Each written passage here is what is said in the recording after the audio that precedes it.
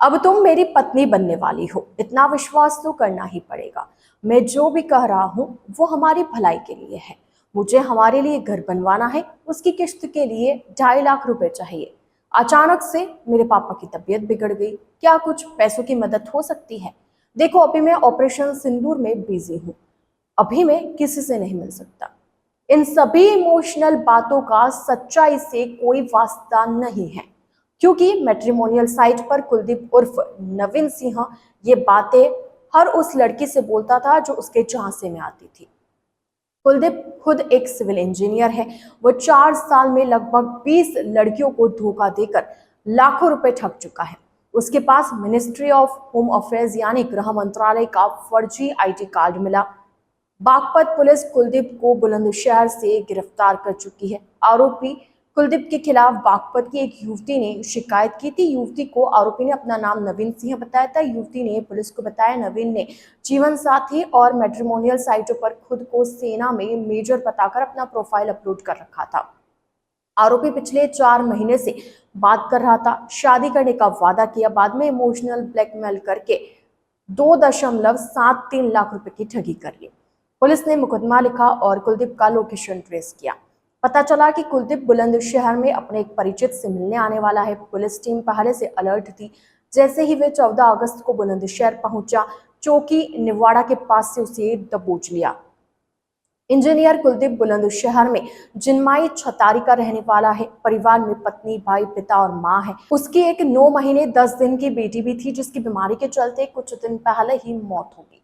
वह खुद नोएडा में रहता है, जबकि परिवार गांव में रहता है। आरोपी ने परिवार को बताया कि वह नोएडा में रहकर प्राइवेट जॉब करता है। आरोपी की गिरफ्तारी के बाद अभी कोई भी उसके परिवार से मिलने नहीं आया। कुलदीप इतना शातिर था कि वह हर बार नई पहचान के साथ लड़कियों को धोखा देता था। वह मैट्रिमोनियल साइट पर गूगल से किसी स्मार्ट और लंबी कदकाठी के सेना के अफसरों की फोटो निकालकर उसकी डीपी लगाता। नाम भी उसी अफसर का रखता। जब कोई अमीर घर की लड़की उसको रिक्वेस्ट भेजती तो वो उसको बातों में फंसाकर पैसे ऐंठता। आरोपी अब तक लगभग 15 सेना के अफसरों की फोटो इस्तेमाल कर चुका है। आरोपी कुलदीप ने सिर्फ यूपी ही नहीं बल्कि दिल्ली, राजस्थान, चंडीगढ़, हरियाणा समेत दक्षिण भारतीय लड़कियों को अपना शिकार बनाया। लेकिन बागपत की युवती पुलिस के पास शिकायत करने पहुंची। जांच में शामिल एक पुलिसकर्मी ने बताया कि कुलदीप सिंह ने साल 2014 में मेरठ की सुभारती यूनिवर्सिटी से सिविल इंजीनियरिंग किया था। उसके बाद वहीं पर उसकी नौकरी लग गई। साल 2015 में उसकी शादी घर वालों ने करवा दी। शादी के कुछ दिनों बाद उसकी नौकरी छूट गई। कुछ दिन आरोपी गांव में रहा, उसके बाद फिर से नौकरी ढूंढने लगा। साल 2020 तक आरोपी ने नौकरी की, लेकिन कम सैलरी की वजह से उसके घर का खर्चा नहीं चल पा रहा था। आरोपी कुलदीप ने पुलिस को बताया, मुझे मेरे एक साथी से पता चला कि मैट्रिमोनियल साइट पर शादी के लिए आईडी बनाते हैं, वहीं से मुझे मैट्रिमोनियल साइट के जरिए ठगी करने का आइडिया आया। साल 2021 में मैंने इस काम के लिए अपनी नौकरी छोड़ दी। कुछ दिन मैंने ये काम अपने घर से किया। उसके बाद घर वालों से नौकरी लगने की झूठी बात बोलकर नोएडा चला गया। सबसे पहले मुझे नोएडा की ही लड़की मिली थी। उसने 7 महीने बाद चली। उससे मैंने 20-30 हजार करके 7-8 बार पैसे लिए। फिर वो मुझसे मिलने की जिद करने लगी तो मैंने उसको ब्लॉक कर दिया। मैं कभी किसी लड़की से वीडियो कॉल पर बात नहीं करता था। मैं सबसे झूठ बोलता था कि हमारे काम में वीडियो कॉल करने की परमिशन नहीं है। 1 साल बाद छुट्टी मिलेगी तभी सीधे मिलने आऊंगा। कुलदीप ने बताया, लड़कियों से फोन और मैसेज पर बात करता था, वो भी नाम बदलकर। आज तक किसी लड़की को उसने अपना असली नाम नहीं बताया। सेना के नाम पर अब उसकी बातें सच समझती थी। जब कोई लड़की ज्यादा जिद करती, फिर सवाल जवाब करती तो उसका नंबर ब्लॉक कर देता।